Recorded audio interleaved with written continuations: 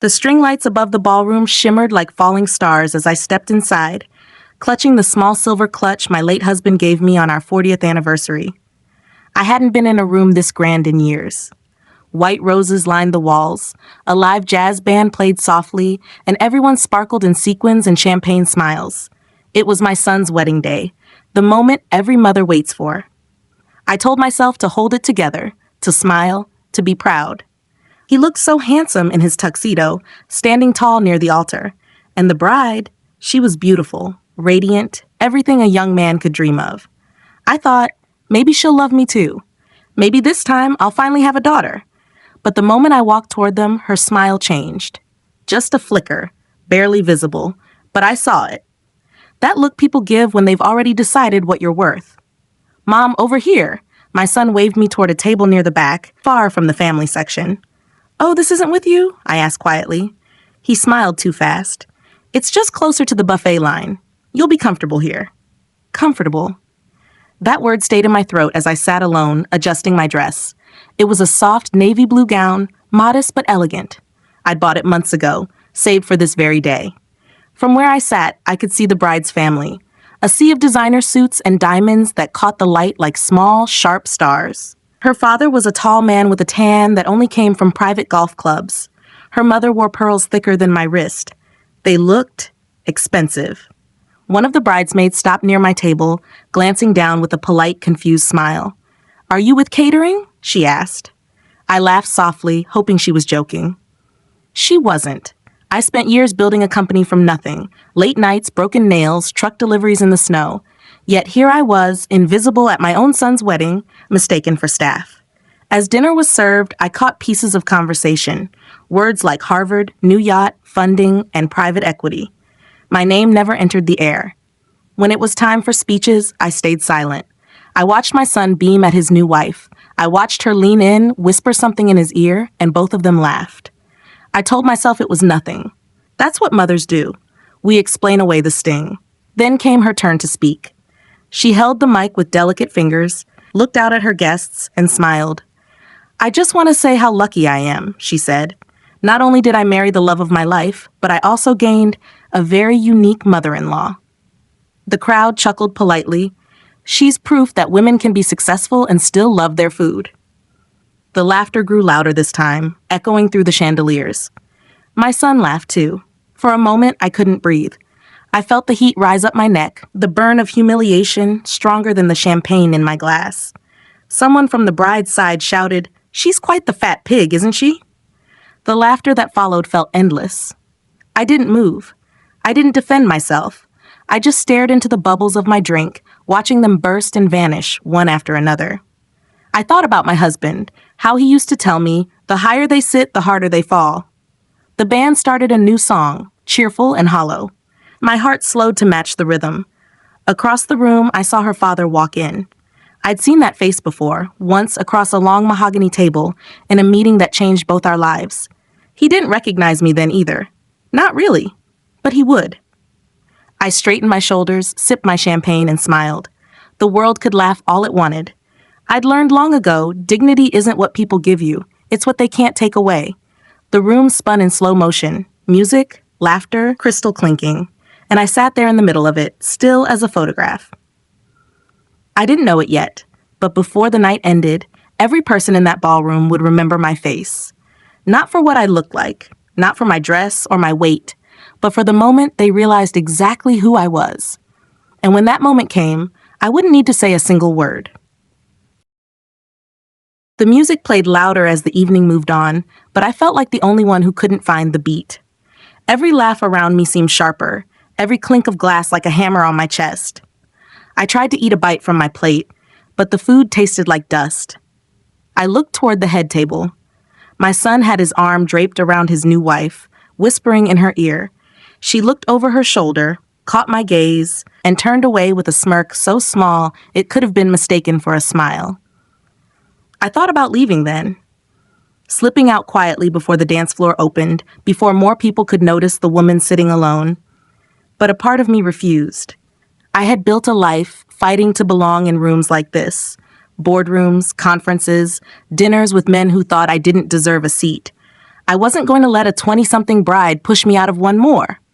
A server came by, young and nervous, with a tray of champagne. "Would you like another glass, ma'am?" I nodded. "Thank you, dear." He handed me the flute, then paused. "You look familiar.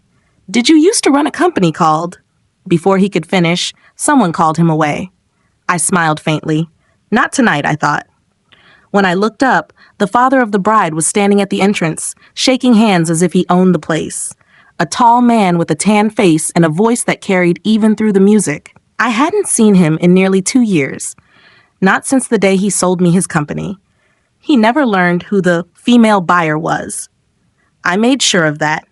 I watched him laugh, greeting guests with the confidence of a man who thought his world was perfectly under control. He had no idea that the woman he'd mocked through his daughter's marriage was the one who signed his final paycheck. He approached the main table, hugging his daughter, patting my son on the back. Then his eyes moved across the room, scanning faces until they landed on mine. For a second, I thought I imagined it. His smile faltered, just slightly, before returning to place. The bride followed his gaze. "Dad, that's my mother-in-law," she said with a light laugh. "Don't worry, she's harmless." He didn't laugh. He blinked once, twice, like his brain was flipping through files it didn't want to open. I saw the recognition hit him slowly, painfully. "Excuse me for a moment," he muttered. He walked toward me, his expression unreadable. I stayed seated, hands resting neatly in my lap. When he reached me, his voice was lower, almost hesitant. "Ma'am," he said quietly, "we've met before, haven't we?" I lifted my eyes, calm. "Perhaps in a boardroom," I said. There was a beat of silence where everything else in the room seemed to fade. The music, the chatter, even the laughter, gone. Just him and me, and the weight of what he suddenly remembered. He leaned closer. You were the one who bought my company." "Yes," I said simply. "I was." His throat moved, but no words came out. For the first time all evening, I saw discomfort on someone else's face instead of mine. "I didn't realize," he whispered.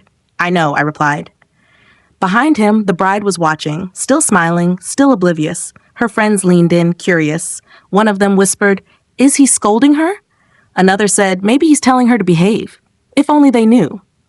He stepped back, trying to recover, to smooth his composure. Didn't expect to see you here tonight," he said. "I imagine not," I answered, taking a small sip of champagne. "It's a small world, Mr. Thompson." He flinched at the sound of his own name. For the first time, I saw him realize that power wasn't about money or title. It was about silence. He nodded stiffly and turned away. But the damage was done. His wife noticed, whispered something to him, and soon the whispers spread down the table like a current of electricity. Faces turned, eyes shifted, some widened, others looked away. The same guests who had laughed moments ago now studied me differently, calculating, uneasy. The bride frowned. "Dad, what's going on?" "Nothing, sweetheart," he said too fast. "Just enjoy your evening." But his tone gave him away. Her smile faltered. I didn't move. I didn't need to. Every action, every look was unfolding exactly as it should. I watched as the laughter softened into murmurs, as the energy of the room cooled. My humiliation was fading from their memory, replaced by a quiet dread. That's how people react when they realize they've insulted someone who holds the strings. My son approached me soon after, his voice awkward, almost guilty. "Mom, everything okay? You and Mr. Thompson? You know each other?" I looked up at him. My boy in his crisp tuxedo, trying so hard to impress a world that would never truly accept him. "Yes," I said gently. "We've met, in a professional setting." He blinked, confused. "Wait, you know him from work?" "I know him from ownership," I said softly. He frowned. "Ownership?" Before I could answer, the bride appeared, her face tight. "Is everything fine here?" I smiled at her, calm as ever. "Perfectly fine, dear. You look lovely tonight." She hesitated, unsure whether it was a compliment or a reminder. "Thank you," she said flatly. Her father stood across the room, still staring. He looked smaller now somehow, like the room had outgrown him. I reached for my glass again, the bubbles soft against the light. For the first time that night, the champagne tasted right, sweet, crisp, earned. I didn't need revenge. I didn't need an audience. All I needed was this silence, the kind that follows a storm when the air is heavy with understanding. The bride's laughter sounded thinner now. Her friends whispered. My son's shoulders tensed. And I sat quietly, watching them all realize that the woman they'd mocked wasn't beneath them. She was above them, miles above, watching from a place they couldn't reach. The band began to play again, slower this time, softer. I closed my eyes for a moment, letting the music wash over me. They called me a fat pig, I thought. But pigs don't sit at boardroom tables. They don't buy companies. They don't make men like him stutter. I smiled faintly, opened my eyes, and lifted my glass one last time. To the bride and groom, I whispered to myself, may they learn what real class looks like someday. The lights glimmered against the champagne, and for the first time that night, I felt truly weightless. The music shifted again, a slower waltz now, as couples drifted onto the dance floor. The chatter dulled, replaced by the sound of heels gliding over marble. I stayed seated, letting the hum of the crowd blur around me. It was strange how quickly the energy had changed. The same people who had laughed at me earlier now avoided my eyes. I could almost hear the sound of their thoughts turning. Across the room, the bride's father kept glancing my way, every few minutes, like a man checking a fire he thought he'd already put out. His wife leaned toward him, whispering, her expression a mix of irritation and confusion. He gave her a small shake of the head as if to say, not now. At the head table, my son looked restless. His new wife tugged at his sleeve, forcing a smile for the guests, but her jaw was tight. The photographer circled them, asking for poses. My son turned his head slightly, scanning the room, searching for me. When his eyes found mine, I smiled, soft, small, enough to tell him I was fine. It should have comforted him, but it didn't. He excused himself from the table and walked toward me, his polished shoes silent against the floor. He leaned down, his voice low. Mom, what's going on? Everyone's acting weird. Dad Thompson's been staring at you. I looked up, my face calm. It's nothing, sweetheart. He just remembered something. Something? I tilted my head toward the floor, signaling for him to sit. He hesitated but obeyed, pulling a chair beside me. You remember when I sold my company? I asked. Yeah, he said, frowning. You never told me who bought it. I know, I said quietly. I didn't think it mattered. He leaned closer. Mom, you're saying it was. The man who just toasted to your marriage, I finished for him. He froze, staring at me. You bought his company? I nodded once. Every truck, every contract, every warehouse. It was business, not personal. Until tonight. He blinked, trying to process it. But why didn't you say anything? They were Mom. They were rude to you. Son, I said softly, people's words reveal them, not me. Besides, I don't raise my voice to prove my worth. I let the truth do that. He looked down at his hands. I didn't stop her. When she said those things, I reached over, touched his wrist. You didn't have to. Life has a way of teaching people their own lessons. His throat moved. I'm sorry. The sincerity in his voice almost undid me.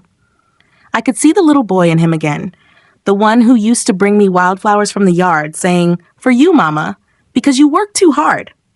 It's all right, I said. You're learning. He nodded, silent. From across the room, the bride's voice rang out, high and brittle. Sweetheart, what are you doing over there? He turned, uneasy. Just talking to Mom. Her eyes flicked to me. Of course, she said, forcing a smile that didn't reach her eyes. We wouldn't want her to feel left out. The sarcasm was sugar-coated, but I heard the bite beneath it. I smiled anyway. You're right, dear. You've worked hard tonight. Don't let me keep you. My son looked between us, uncertain, then rose and returned to her side. The photographer called for another family picture, and this time they didn't invite me. I watched them gather near the cake, all shining teeth and perfect postures. I didn't mind. Some roles you outgrow without realizing it. Mr. Thompson approached again, his wife a few steps behind. He hesitated before speaking. May I have a word? Of course, I said, my tone light. He gestured toward the hallway, away from the music. We stopped near a tall mirror trimmed in gold. In its reflection, I looked smaller than I felt. I owe you an apology, he said finally, for earlier, for not recognizing you. There's no need, I replied. I didn't come here for recognition. He ran a hand through his hair. Still, I should have known. I've read your reports every quarter. You've handled the company well. Handled it, I repeated softly, amused. You mean rescued it? He exhaled, caught. Yes, that too. We stood there in silence for a moment. Behind us, laughter drifted from the ballroom, thinner now. Does your daughter know? I asked. His mouth tightened. Not yet. She will, I said. Not because I'll tell her, but because the truth has a way of traveling on its own. He nodded slowly. I'd appreciate your discretion. I smiled faintly. Discretion is the only thing I still collect. His wife appeared, confusion shadowing her face. What's this about? He hesitated. Just a misunderstanding. She said, studying me. You seem familiar. Probably from the business section, I replied, letting the words hang. Her eyes narrowed slightly as if testing the thought. Then she looked at her husband, something unspoken passing between them. I turned back toward the ballroom. Enjoy the rest of the evening, I said, and congratulations on gaining a daughter-in-law with such confidence. She'll need it. I left before they could answer. Back inside, the cake had been cut, the first dance finished. Guests were beginning to drift away, shoes in hand, mascara smudged. The bride looked exhausted, her smile slipping between poses. My son tried to keep up the cheer, but his eyes darted toward me every few minutes. When the night finally began to wind down, I stood, smoothing my dress. A few guests nodded politely, others looked away. I walked toward the exit, the music dimming behind me. Just as I reached the door, I heard a voice call out, "Mrs. Carter?" It was one of the older groomsmen, his cheeks flushed from wine. "I just wanted to say," he began awkwardly, "I had no idea who you were earlier." "That was impressive." I smiled. "You mean surprising?" He laughed nervously. "That too." Outside, the night air was cool, the moon high and pale over the water. I stepped down the stone path toward the parking lot, heels clicking softly. The sea breeze tugged at my hair, carrying away the scent of roses and champagne. For the first time that day, I could breathe.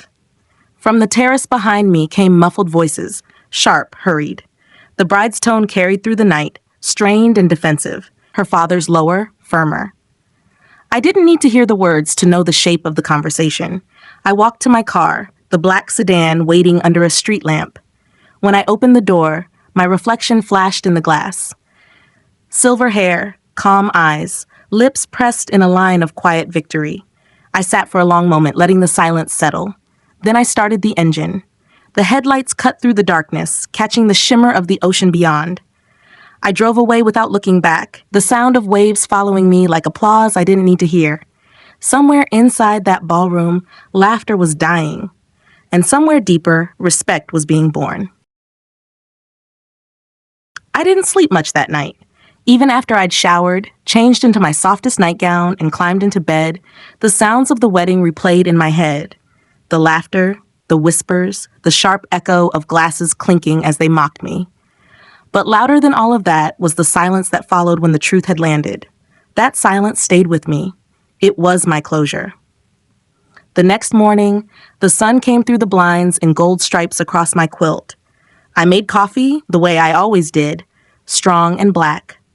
As the machine hummed, I scrolled through my phone. A few unread messages blinked at me, one from my son, another from an unknown number. His said, "Mom, can we talk today?" The other simply read, "This is Michael Thompson. Please call me when you can." I stared at that one for a long moment, then set the phone down. Some conversations deserve to wait. By noon, I was sitting on my porch, watching the tide roll in. I thought about how strange life could be. You spend decades fighting for respect.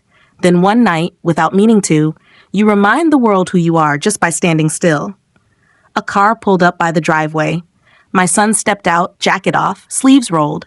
His eyes looked tired, like he hadn't slept either. I didn't move, just waited until he sat beside me on the porch steps. He didn't speak right away. Instead, he rubbed his palms together, the way he used to do before he confessed to breaking something as a boy. "She's upset," he finally said. "Emma. She feels embarrassed. Her dad told her what happened after we left." I took a slow sip of my coffee. "I imagine she does. She said you humiliated her family." I turned my head toward him. "Did I? I never raised my voice." He sighed, eyes fixed on the sand below. "You didn't have to. He told her you were the one who bought the company. She couldn't believe it." "I'm sure it's a lot to take in," I said. He looked at me then, guilt thick in his face. "Mom, why didn't you tell me? I had no idea you were still involved in all that." "I didn't want it to define me," I said quietly. "I wanted to be your mother, not your resume." He nodded slowly, taking it in. "She shouldn't have said those things," he murmured. "I should have stopped her." "Yes," I said, "but you didn't, and that's all right. Lessons come late, but they stay longer." The waves rolled in closer, the foam hissing against the rocks. He picked at a loose thread on his sleeve. I think she wants to apologize. Does she? I asked. He hesitated. She asked me to bring her by. Later today? I didn't answer right away. I looked at the horizon instead, the place where the sky met the sea, always moving, never still. All right, I said finally. Bring her. He nodded, relieved. When he left, I stayed on that porch for a while, letting the air settle around me. The gulls circled overhead, calling out to one another in the distance.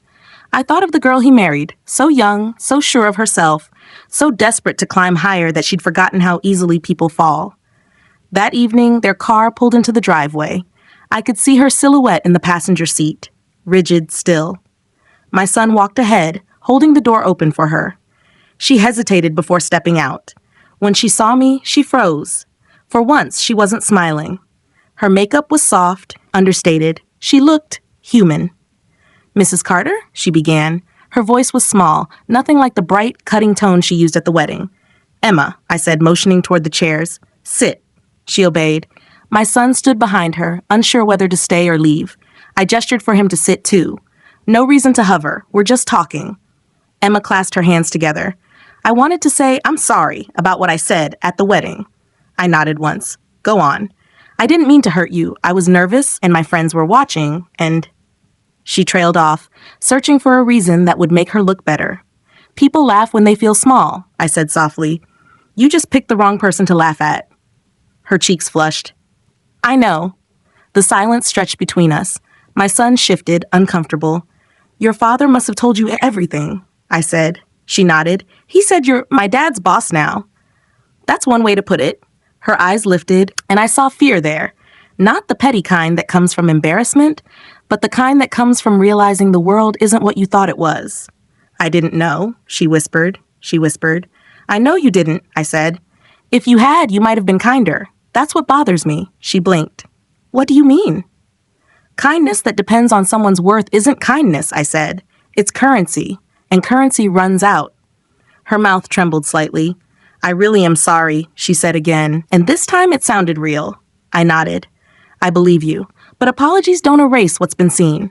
Her eyes welled up. My son reached for her hand. Mom, please. I raised my palm gently.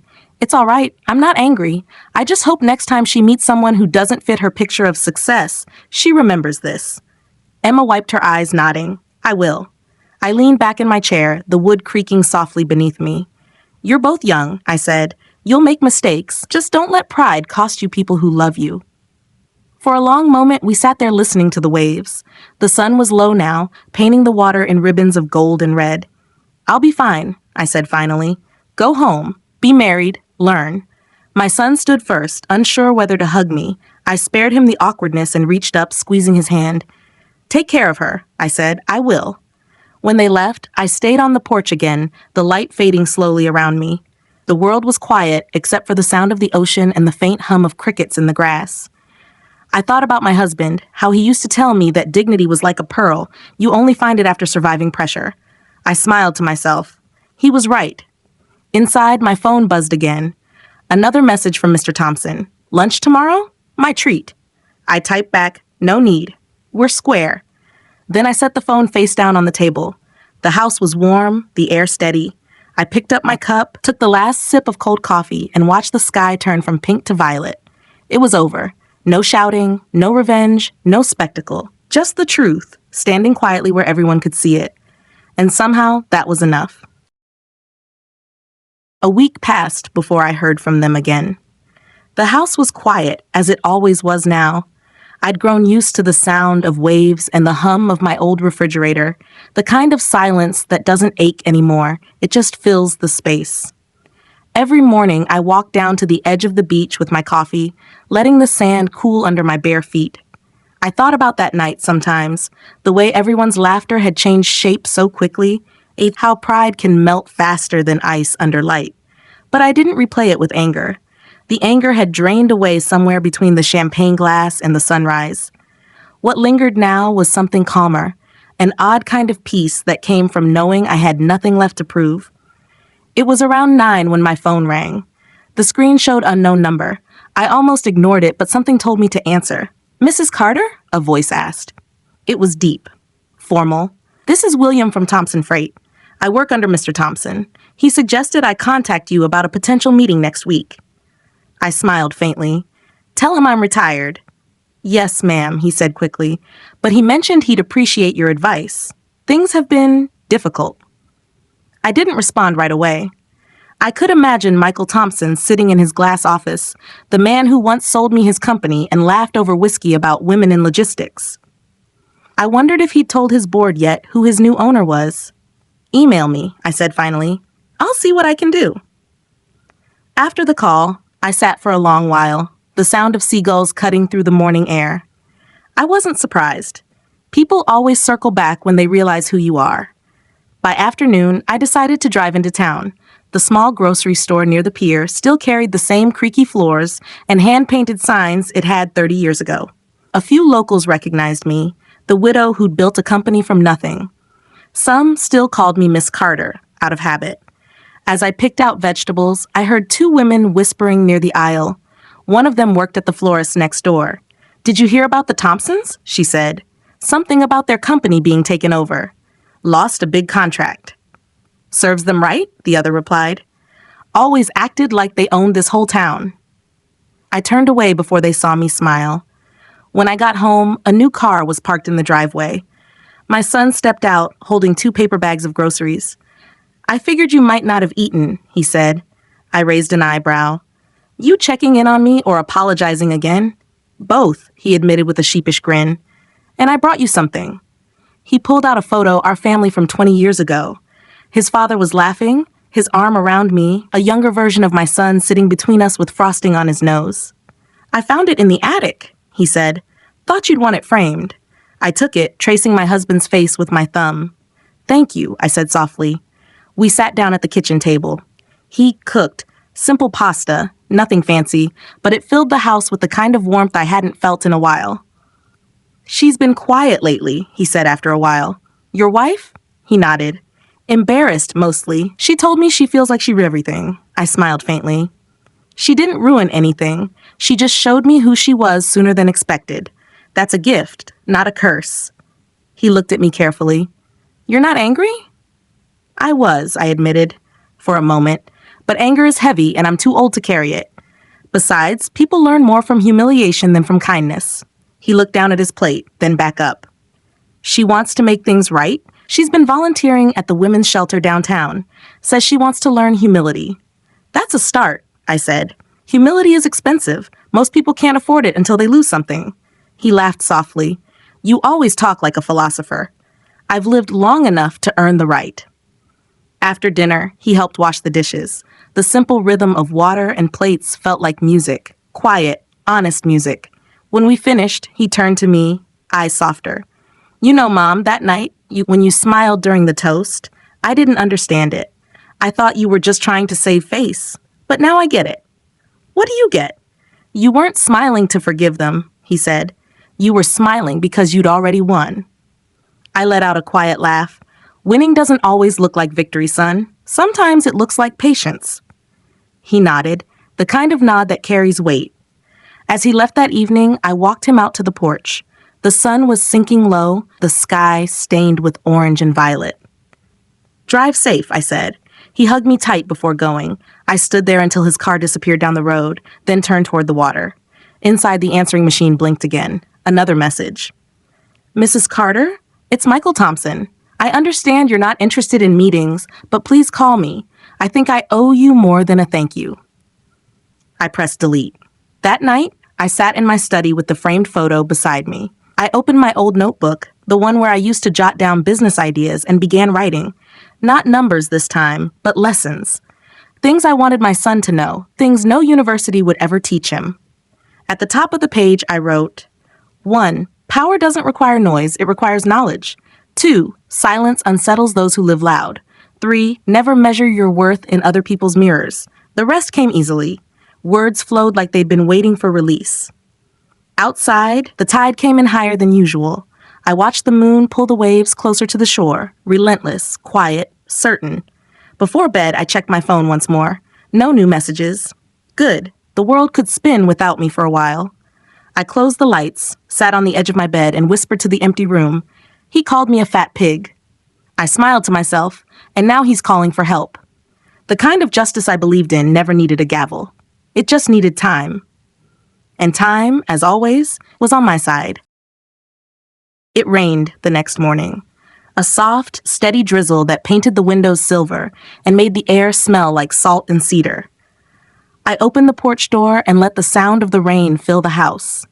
The ocean blurred into the sky, and for a moment, everything felt weightless. I brewed coffee, slow and careful, the kind of ritual that fills empty spaces with something peaceful. As it percolated, I opened my laptop and glanced through the latest quarterly reports. Old habits die slow. The numbers were clean, stronger than they'd been when I took the company. The irony wasn't lost on me. A new email waited at the top of my inbox. Subject line, meeting request, urgent. From Michael Thompson. I stared at it for a long moment before opening it. Open quote, Mrs. Carter. I understand you prefer to stay uninvolved, but I would appreciate the chance to speak. Things have become complicated. We've lost several contracts since your acquisition, and I think we both know the reason. The board is nervous. I'd value your guidance. Please. Lunch, anytime next week. MT, close quote. The rain tapped harder against the window. I took another sip of coffee and reread it. He'd gone from arrogance to apology in less than a month. I typed a single line in response. Open quote, Wednesday noon. My office. Bring the quarterly projections, close quote. Then I closed the laptop. By the time Wednesday came, the weather had cleared. The sun was bright and sharp, cutting across the water. I wore a cream suit, nothing flashy, just clean and calm. When I arrived at the office, a modest brick building overlooking the docks, the receptionist nearly dropped her pen. Mrs. Carter, I didn't know you were coming in today. I didn't either, I said, smiling. Is Mr. Thompson here? Her eyes widened slightly. Yes, ma'am. He's waiting in the conference room. When I entered, he stood quickly, trying to look composed. His once perfect tan was paler now, the confidence trimmed down to something human. Mrs. Carter, he said, offering a hand. I shook it briefly, then sat at the head of the table. Let's begin. He handed me a folder, the paper trembling slightly between his fingers. We're bleeding contracts. Clients are shifting to independent carriers. They say the company's different now. It is, I said evenly. Different doesn't mean worse. I know, he said, clearing his throat, but perception matters. And I think people talk. I glanced up. About what? About the ownership, he admitted. They say you're not really interested, that it was a statement by, that? He stopped himself. That a woman my age couldn't possibly understand logistics? I finished. His silence was answer enough. I leaned back in my chair, watching the sunlight stripe the table. Do you remember the day you sold this company to me, Mr. Thompson? He nodded, eyes low. You told your lawyer you were glad to be rid of it before it sank under poor leadership. Those were your words. He swallowed. I didn't know. No, I said, cutting him off. You didn't, because you didn't look past the surface. He stared at the papers in front of him, hands clasped tight. I'm not here to humiliate you, I said finally. That already happened the moment you realized who I was. I'm here because you asked for advice. He looked up, almost relieved. I did. Then here it is. Stop running the company like a dynasty. It's a business, not a bloodline. Hire people who know the docks, not the golf course. Learn their names. And for once in your life, listen. He nodded slowly, taking in every word. The room was quiet except for the low hum of the air conditioner. I'll make changes, he said, and I'll do better. I'm sure you will, I said, because now you know what it feels like to be underestimated. He looked at me with a mixture of gratitude and shame. You're a hard woman, Mrs. Carter. No, I said, standing. I'm just one who remembers. When I left the office, the air smelled like salt and diesel fuel from the trucks outside. I watched one of them pull out onto the road, the logo on its side freshly painted, Carter and Thompson Freight. The name looked right together. Balanced. Honest. That evening, as I drove home along the coast, the sunset bled orange over the water. I rolled down the window, let the wind pull at my hair. My phone buzzed once in the passenger seat. A message from my son. Open quote. Dinner Friday? Emma wants to cook for you. Close quote. I smiled, the wind drying the warmth in my eyes. Open quote. Friday's good. I typed back. Tell her I'll bring dessert. Close quote. The house was quiet again when I returned, the last light sliding across the floorboards. I poured a glass of wine and stepped out onto the porch. The sea was calm, the horizon soft as silk. I thought of my husband again, his laugh, his steady voice, the way he'd say, "You can't control who laughs at you, but you can control who laughs last." I whispered it aloud, smiling to myself. You were right, love. Always were. Down the shore, a group of kids were skipping stones, their laughter carrying across the waves. I raised my glass to the sky, to the ocean, to every quiet victory that never made a headline. They had called me names. They had tried to make me small, but in the end, I had become something they couldn't touch, proof that dignity ages better than beauty, and silence speaks louder than revenge. The stars began to appear one by one, like lights coming back on after a storm. I took another sip and leaned back in my chair, the wood cool against my shoulders. Tomorrow, the tide would roll in again, and I'd wake up, make coffee, maybe write another page in my notebook of lessons. Because that's the thing about women like me, we don't break. We bend, we wait, and then we rise, quiet as dawn, unstoppable as the tide. Friday came with the kind of soft sunlight that makes everything look forgiven. I woke early, the house already alive with the smell of sea salt and brewed coffee. The breeze through the open window carried the faint hum of the gulls, and for a moment, I stood still, taking it all in. Dinner with my son and his wife. That's what the message said. It sounded ordinary, harmless. But there's always something delicate about the first gathering after a storm. It can go either way, healing or pretending. I didn't mind either outcome. By late afternoon, I wrapped a scarf around my shoulders, the one my husband used to love, and carried a homemade apple cobbler into the car. The drive into town was short. The road curved along the coastline, where the light danced on the waves like fragments of glass.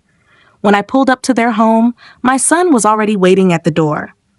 His smile was genuine this time, free from the tension I'd seen at the wedding. "You look beautiful, Mom," he said as he hugged me. "Don't flatter me before I even taste your cooking," I teased. He laughed. "Emma did most of it. She's been practicing." That was new. The house smelled of rosemary, lemon, and something baking. It wasn't the mansion I'd expected them to end up in, more like a clean, quiet home with sunlight through big windows and a touch of warmth in every corner. Emma appeared in the doorway, wiping her hands on a towel.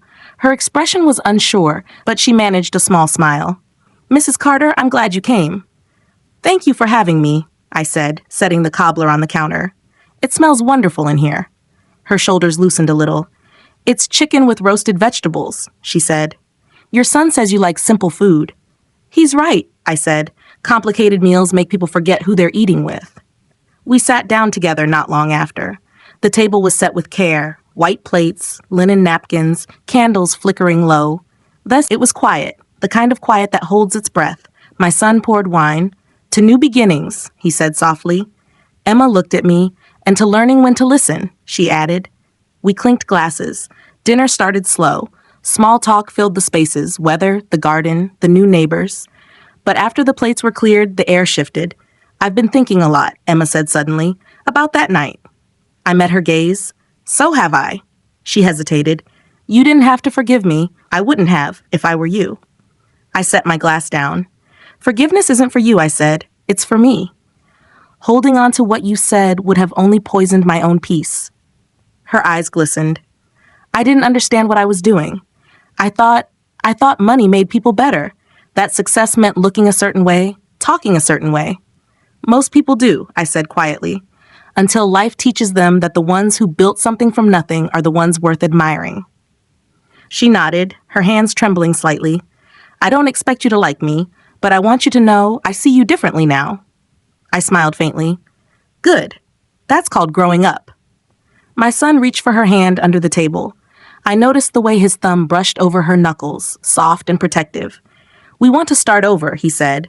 "Together, and we'd like you to be part of that." I looked between them. The sincerity in his voice wasn't the same prideful tone I used to hear. It was humble now, grounded. "I've always been part of you," I said, "whether you saw it or not." The candlelight flickered against their faces, softening the edges of regret. After dinner, I insisted on cleaning up. Emma protested, but I waved her off. "Old habits," I said. "Besides, I cook better when I'm near a clean kitchen." She laughed, small and genuine this time. "You're welcome here anytime, Mrs. Carter." "Then call me Ruth," I said. We're family. Her eyes widened a little at that, and she smiled. A real one. Ruth it is. When the dishes were done, we moved to the living room. The fire crackled softly, the air full of cinnamon and lemon from the food. My son pulled out an old photo album, one I hadn't seen in years. He placed it on my lap. Found this when we moved, he said. Thought you might want to see. I opened it, page after page of old pictures. Birthdays, beach trips, backyard barbecues. My husband, alive in every frame, smiling like he still believed we could freeze time if we just held on tight enough. Emma leaned closer, studying the photos. You two built everything yourselves, didn't you? Yes, I said. Brick by brick. Mistake by mistake. She touched one of the photos lightly. I hope I can learn to build something like that. You can, I said. Just don't forget what you're building for. The clock chimed softly in the background. The night had grown quiet, comfortable. For the first time, the space between us didn't feel like a wall. It felt like a bridge. When I stood to leave, Emma walked me to the door. Thank you for coming, she said again. And for everything. I nodded. Keep being better than yesterday. That's all anyone can ask. Outside, the air was cool and clean. My son walked me to the car, holding an umbrella even though the rain had stopped. You were right, he said as I opened the door. About what? Patience, he said. It does more than anger ever could. I smiled, resting a hand on his cheek. You're your father's son, after all. He laughed softly, kissed my forehead, and closed the door. The drive home felt lighter than it had in years. The road shimmered under the streetlights, and when I looked at the ocean beside me, it looked calm again, like something had settled in its depths. At home, I placed the photo album on my kitchen table. The cobbler dish sat empty beside it, a sweet reminder of the night's small victories. I poured myself a glass of water, leaned on the counter, and looked out toward the dark horizon. The storm had passed. The laughter that once hurt now lived only as an echo, distant and harmless. I exhaled deeply, the air leaving my chest like a weight lifted. This was what winning quietly looked like. Not applause, not headlines, just peace. Somewhere out there, I knew Michael Thompson was still trying to fix what he broke. Somewhere else, my son was learning to love with humility. And I had my silence, my strength, and the endless sound of the sea. It was enough. The following week moved slower, like the world was catching its breath. The air along the coast had turned cooler, carrying that crisp edge of late autumn. I started spending more time at my desk by the window, writing again. Not business plans this time, but stories. Things I wanted to leave behind in words instead of in ledgers. Each morning, I'd sit with my coffee and a pen, watching the tide roll in, and something about the rhythm made it easier to think, easier to forgive.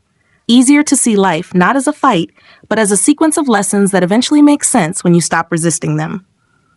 On Tuesday, a letter arrived, real paper, not an email. The handwriting was careful, small. When I opened it, I saw Emma's name at the bottom. Open quote. Dear Ruth, I've been thinking about everything you said the other night, about kindness being currency. You were right.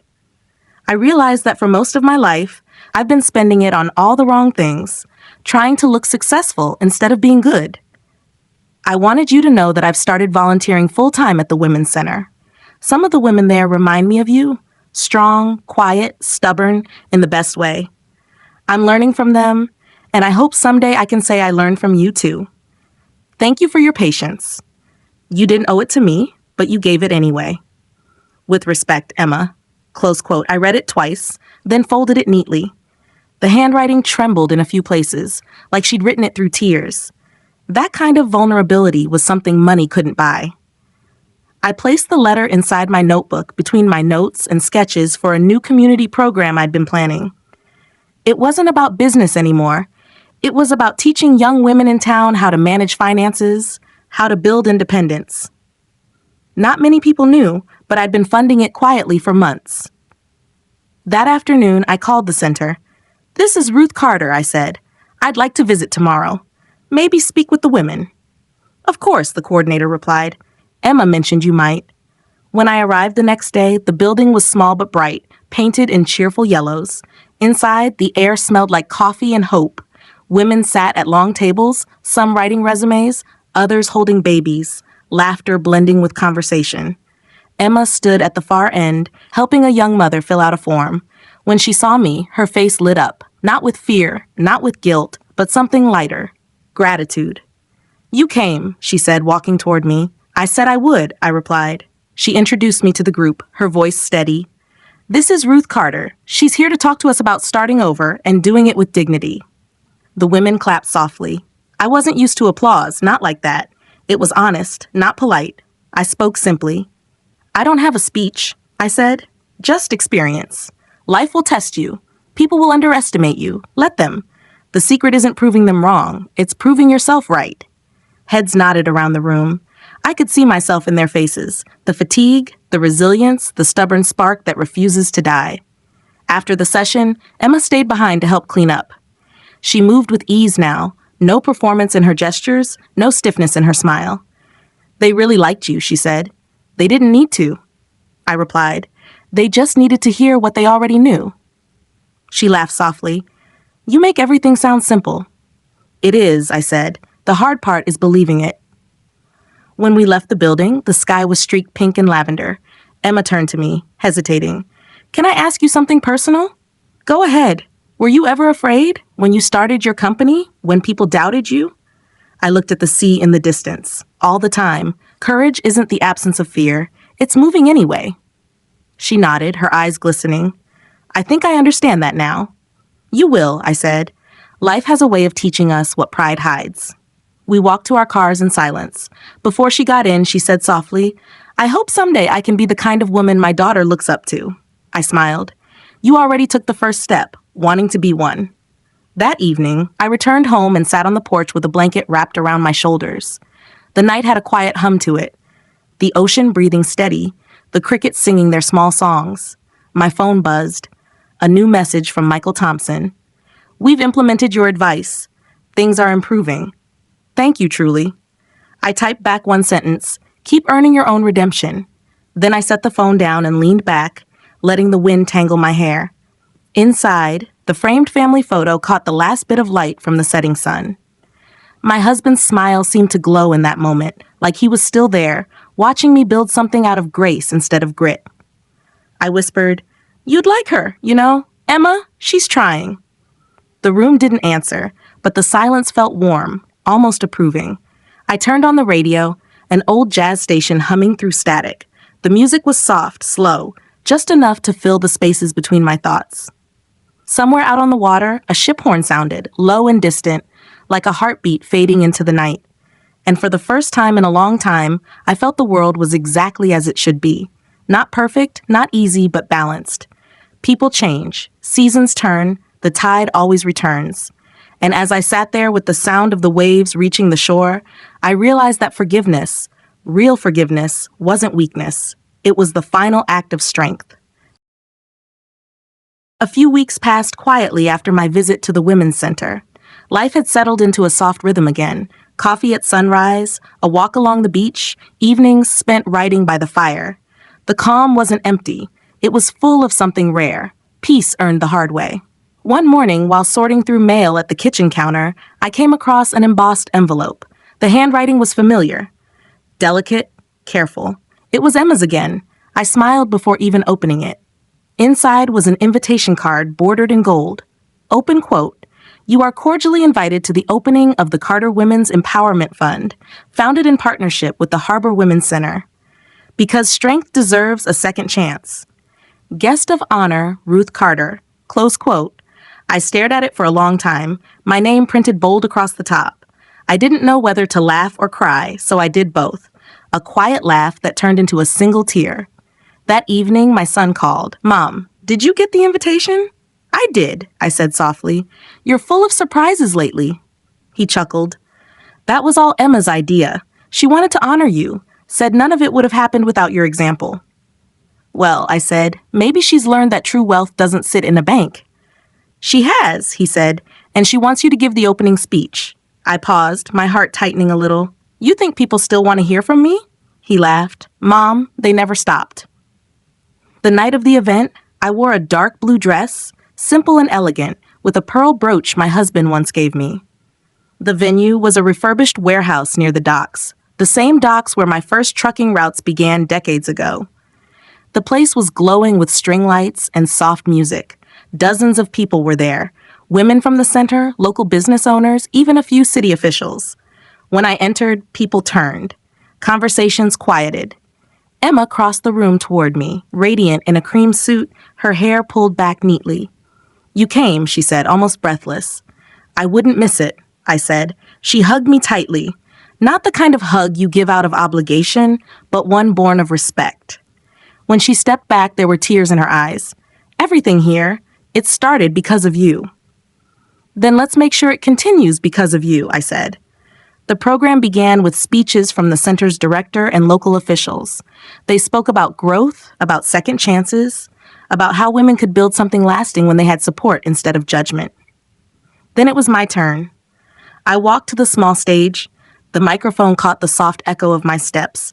For a moment, I looked out at all those faces, women young and old, hopeful and weathered, all watching.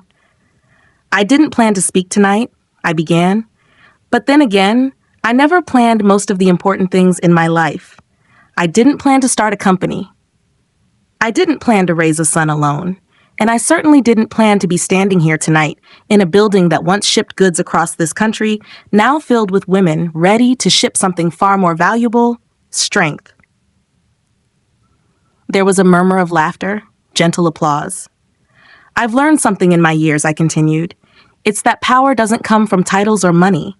It comes from survival, from the quiet way we endure what tries to break us. Every woman in this room has endured something, but you're still standing. That's what makes you powerful." As I spoke, I saw Emma in the crowd, her hands clasped, eyes bright. When people call you names, when they laugh, when they doubt you, remember this: their laughter is temporary. Your purpose isn't. Let them talk. You keep building. The room erupted in applause, warm and long. I stepped back, heart steady, a strange mix of exhaustion and joy washing over me. Afterward, Emma brought me a glass of sparkling cider. "You still know how to own a room," she said, half laughing, half crying. "I don't own anything," I said. "I just speak truth when it's ready to be heard." Guests mingled, laughter echoing through the space. The night stretched on, soft and golden. Near the end, as people began to leave, Emma and my son came to stand beside me by the glass doors. Outside, the harbor lights shimmered like stars caught on water. "You know," my son said, "Dad would have loved this." I nodded. "He would have teased me for crying." Emma smiled. "Then I guess I'm guilty too." We laughed together, the kind of laugh that heals instead of hides. When I finally stepped outside, the air was cool and clean. The moon hung full over the harbor, reflecting on the water like silver paint. I lingered for a moment, taking it all in. The sound of footsteps fading, the hum of the sea, the distant echo of applause still drifting behind me. As I walked toward my car, I felt someone approach. It was Michael Thompson. His once slick hair was grayer, his posture humbler. "Mrs. Carter," he said quietly, "that was a beautiful speech." "Thank you," I said. He hesitated. "You were right, about everything. I've spent my whole life thinking leadership was control. Turns out it's service." I studied him for a moment, then nodded. "It takes most men a lifetime to learn that. Some never do." He offered a small, genuine smile. "You've changed more than one life tonight." As he walked away, I realized I didn't feel anger anymore, not even satisfaction, just clarity. Some victories don't roar, they exhale. When I got home that night, I placed the invitation on the mantel beside my husband's photo. The candle flickered beside it, throwing gentle light over his smile. "I think you'd be proud," I whispered, "not of what I built, but of what I gave back." Outside, the tide was rolling in again, steady and sure. I stood there for a long time, watching it move. Endless, forgiving, unstoppable. It reminded me of something my husband once said: "The sea never apologizes for its strength, it just keeps coming." And so did I. The morning after the event, I woke to the sound of gulls circling above the water. My throat was sore from talking, but my heart felt light, lighter than it had in years. Sunlight spilled through the curtains in long golden stripes, dust floating like tiny stars in the air. I made coffee, poured it into the same chipped mug I'd used since my first office days, and carried it to the porch. The ocean stretched out before me, steady and endless. I could still hear the echo of applause in my head from the night before, but more than that, I heard peace. A breeze lifted the edge of the newspaper on my table. The headline caught my eye: Open quote, local woman's story inspires Harbor Fund initiative. Close quote. There was a small photo beneath it. Me, at the podium, mid-sentence, with Emma standing a few feet behind, smiling. My hair looked too white under the lights, my hands too wrinkled, but my eyes, they were alive. I smiled and folded the paper. I'd spent a lifetime building something that moved trucks across the country, but this felt like it might move hearts. Around noon, the phone rang. It was Emma. "I hope I'm not disturbing you," she said. "Not at all. You sound happier." "I am," she said softly. "The women haven't stopped talking about you. They're asking if you'd come back next week for another session." "Of course," I said. "Tell them I'll bring cookies this time. Real motivation." She laughed, a sound that carried no guilt anymore, just warmth. "You really changed the air in that place, Ruth. You know that?" "I didn't change it," I said. "I just opened a few windows." After we hung up, I walked to my study. The framed invitation from the event sat on the desk beside a stack of old ledgers. I opened one and ran my hand over the numbers. Profit margins, delivery schedules, fuel costs, the kind of data that once defined me. It was strange seeing it now, with meaningless but still part of who I was. I took a fresh notebook and wrote across the first page. Legacy isn't what we leave behind. It's who we lift while we're here. Later that afternoon, I decided to drive into town. The local cafe, the same one where I used to meet clients decades ago, still had the same scratched tables and the same waitress, now older but still sharp-eyed. "Well, look who's back," she said. "Haven't seen you here in ages, Ruth." "Thought I'd remind myself what real coffee tastes like," I said, smiling. She poured a cup, set it down, and leaned in. "You've been in the papers again. My granddaughter wants to meet you. Says you're cool for an old lady." I laughed. "Tell her I'll take that as a compliment." The bell above the cafe door jingled. When I looked up, I saw Michael Thompson walk in. He paused when he spotted me. For a second, it looked like he might turn around, but then he straightened his shoulders and walked over. "Mind if I sit?" he asked. "It's a free country," I said, nodding to the chair opposite me. He sat down carefully, like the chair might bite. "I won't take much of your time," he said. "I just wanted to thank you, not just for the advice, for the lesson." I sipped my coffee, saying nothing. He went on. "The company's stabilizing. The people, they're working harder than ever. And I've started something new. A mentorship program for single mothers, inspired by your fund." I raised an eyebrow. "Now that's something I didn't expect." He smiled faintly. "Neither did I. Guess I finally figured out what leadership looks like."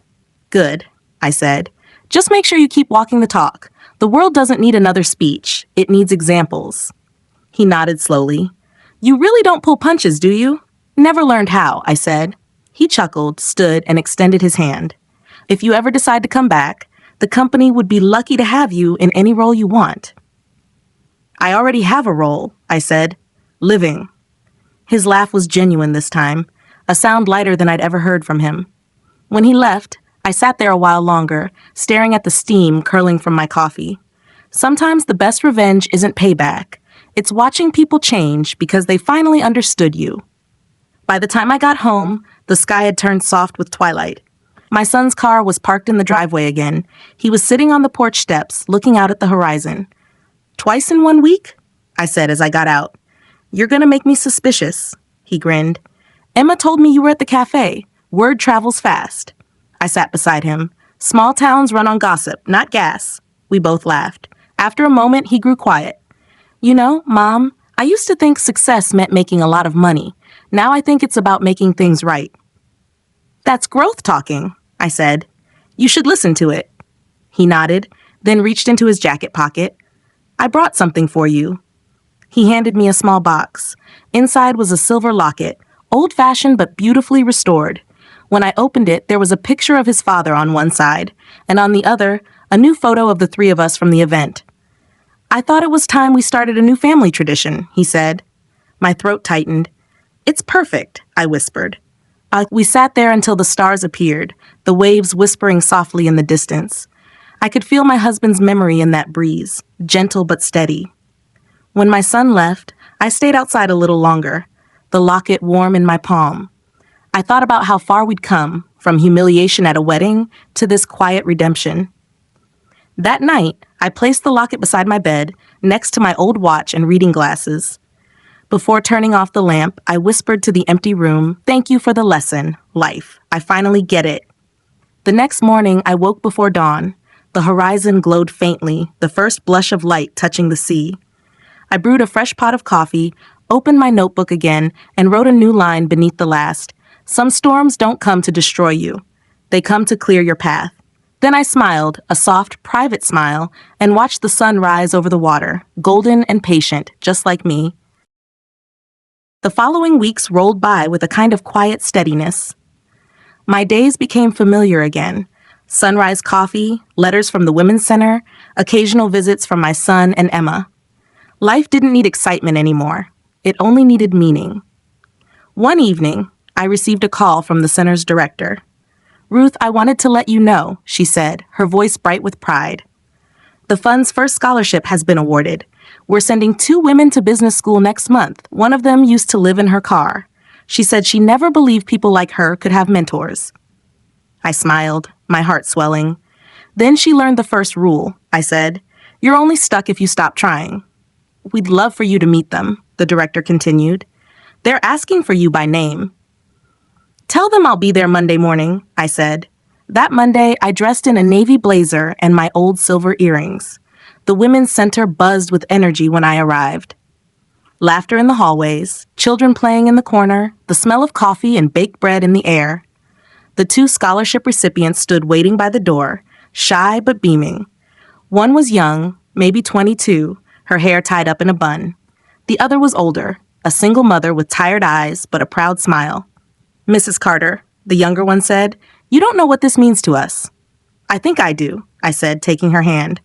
"Because I was you once, scared, underprepared, and underestimated."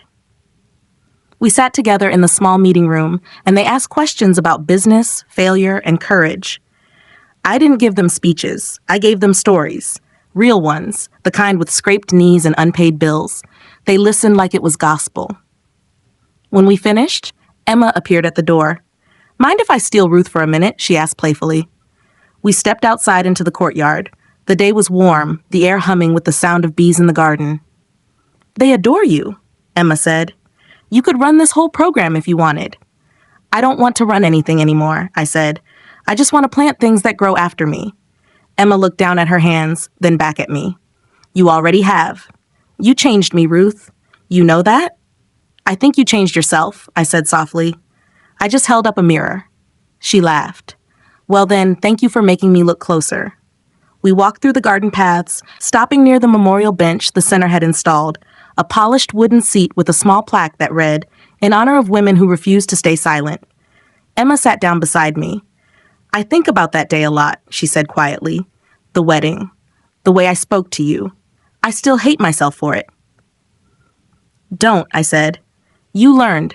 Regret's only useful when it changes who we are." She looked up at me, eyes full of sincerity. "I'm just grateful I got a second chance to know you wasn't the real you." I smiled. "Then don't waste it." That afternoon, I stayed longer than I planned. We organized donations, helped a few women with resumes, even played with the children in the nursery. Their laughter filled the air, pure, unfiltered joy. It was impossible not to feel alive around it. By the time I left, the sun was low. The sky glowed orange and gold, and I stood in the parking lot watching Emma talk with a group of volunteers. Her movements were confident now, natural. The stiffness she used to carry was gone. She looked like a woman who'd found her footing. Driving home, I felt something shift deep inside. Maybe it was pride. Maybe it was peace. Maybe both. When I reached my house, the mailbox was full. Bills, letters, and one small package wrapped neatly in brown paper. The sender's name was my son's. Inside was a book. The cover read, "The Strength of Stillness, Lessons from My Mother." I froze. My hands trembled as I turned the first page. It was his writing, a dedication that read, open quote, "To my mother, Ruth Carter, who taught me that quiet power changes the world louder than anger ever could." Close quote. Tears filled my eyes before I even reached the second line. I sat at the kitchen table for a long time, the house silent, except for the soft tick of the clock. He'd written about our life, the hard years, the loss of his father, the nights I stayed up balancing the company books while he slept on the couch. He wrote about the wedding too, but with grace. How shame had become a lesson, how forgiveness had rebuilt what pride tried to destroy. By the end of the chapter, my heart ached and glowed all at once. My son had turned our pain into something beautiful, a story that could outlive both of us. The next morning he called. "Did you get it?" "I did," I said, my voice soft. "You've got your father's words." "And your backbone," he replied. "Emma says we should publish it. All proceeds could go to the center." I laughed quietly. "You two really are becoming dangerous." He chuckled. "You taught us well." After the call, I placed the book on the shelf beside my old business trophies. It didn't sparkle or shine, but it was the most precious thing in that room. That evening, I took my notebook to the porch again. The sea was calm, the sky painted in fading pink. I opened to a fresh page and wrote slowly, "When your legacy becomes other people's strength, you've lived well." As I finished, I felt something in the air, that same steady, invisible thread that had carried me through every loss, every betrayal, every hard lesson. The world outside was quiet, but I could hear life moving forward. Children laughing somewhere down the street, waves brushing the shore, the hum of a future I'd helped shape. I closed the notebook, leaned back and smiled. Not every ending needs applause. Some just need a sunset and the knowledge that you did right by the world. Winter came early that year. The mornings grew colder, the air sharp with salt and frost, and the sea turned a deeper blue, the kind that seemed to hold secrets. The first snow arrived one quiet morning, dusting the dunes outside my window. I sat with a blanket around my shoulders, watching the flakes melt against the glass, a mug of tea warming my hands. The phone rang once before I answered. It was my son. "Mom," he said, his voice light, "you're not going to believe this." I smiled. "Try me." "The book," he said. "It's spreading like wildfire online. People are writing in, women mostly. They're saying your story gave them courage. One woman said she quit her job and started her own company. Another said she forgave her daughter-in-law after 3 years of silence." I felt my throat tighten. "That's wonderful," I whispered. "It's more than wonderful," he said. "They're calling you the Harbor Widow. Some newspaper wants to interview you." I laughed softly. "A title and a nickname. Guess I finally made it." He chuckled. "Emma and I are planning something. Don't ask what yet. Just keep next Saturday free." "You're scheming again," I said, smiling.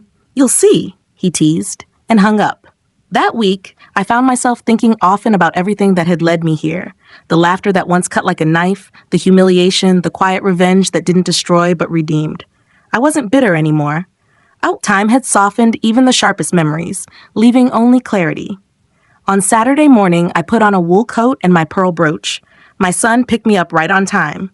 The drive took us inland, away from the coast, until we reached a small building surrounded by trees, new but familiar somehow. "What is this place?" I asked. He grinned. "You'll see." Inside, the smell of paint and fresh wood filled the air. A large sign hung above the entrance, the Carter Center for Women in Business, founded in honor of Ruth Carter. I froze. For a moment, I couldn't speak. The letters shimmered faintly under the morning light, steady and proud. Emma stepped out from behind a curtain, her smile bright and nervous.